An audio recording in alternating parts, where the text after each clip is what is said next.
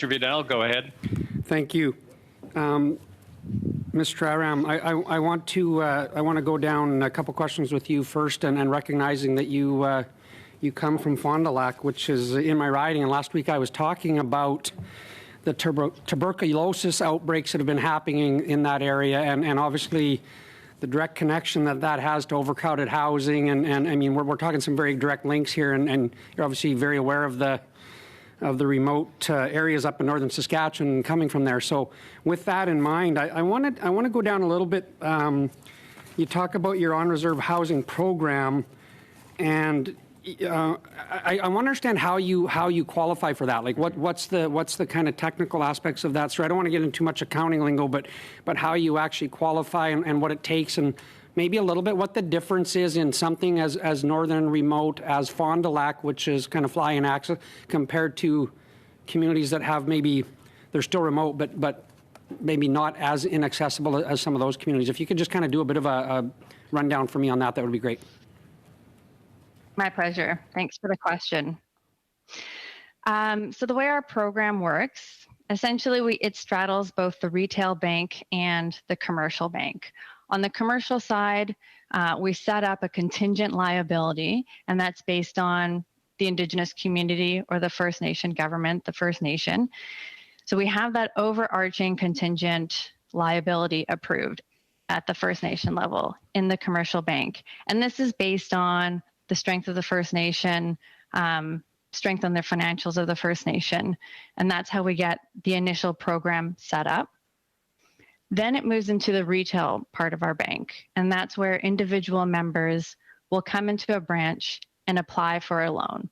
So let's say, for example, we have $2 million authorized overarching for a First Nation community. And let's just say it costs $200,000 to build a home in that community. They would come into the branch, request a $200,000 loan. And the way that we assess that individual is based on the same assessment markers for anybody across Canada. So the exact same application process happens for that individual. The difference being really the security that's in that. Off reserve, it would be a house. In a community, it's really the guarantee that we're relying on from the First Nation government. No, I appreciate that and understand the security issue there. So that's very helpful. Can you tell me how many First Nations have gone through? Like, is this a very common relationship that you have with many First Nations, or is this a new venture and if it is, how fast is it growing? I guess maybe if I could go that way. It's a good question. So we started this program in 1995, so a long time ago.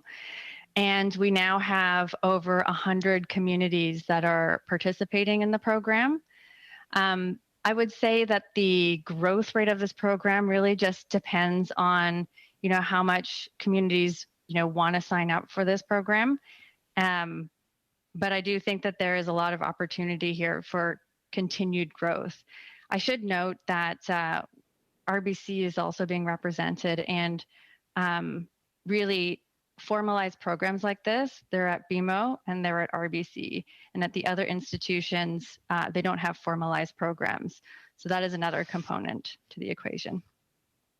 Thank you. You led me right into my my next step here. I wanted to go to Ms. Antoine, because you talked about some similar programs that you've been working on. So I want to give you the chance to answer the same questions if you would like to, and I won't take a bunch of time asking them again. I'll just give you the floor to answer the same questions if you want.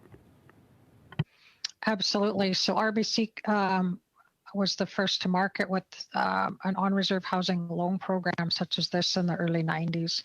I mean, Cleo and I know we cross paths often in the marketplace because we're out there doing the same kind of work, trying to overcome this housing crisis. So we're not here as competitors, but we definitely do support the housing crisis that we're talking about today.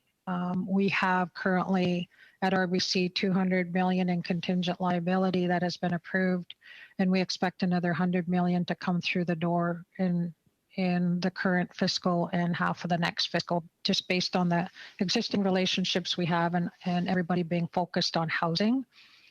access to infrastructure is always something that they feel they need to overcome. Funding flows slowly through the current federal government infrastructure programs. So at times come to the table for the nation and provide bridge financing to help them build units. This program is specifically built for those that are employed in communities. So the affordable housing, low-income CMHC programs tend to support those that are unable to work or on social assistance under the welfare system schematic currently delivered by Indigenous Services Canada. So we work really hard through our bank programs to make affordable housing on reserve that is backstopped by the First Nations guarantee, of which at times RBC and BMO will risk share these facilities as well at a 70-30 split. And we're looking and talking about risk sharing at a higher rate as well, so that this makes more for those communities that have infrastructure funding in place and available to build as fast as the infrastructure is put in. Thank you. I'm just afraid, curious. sorry, Mr. Vidal,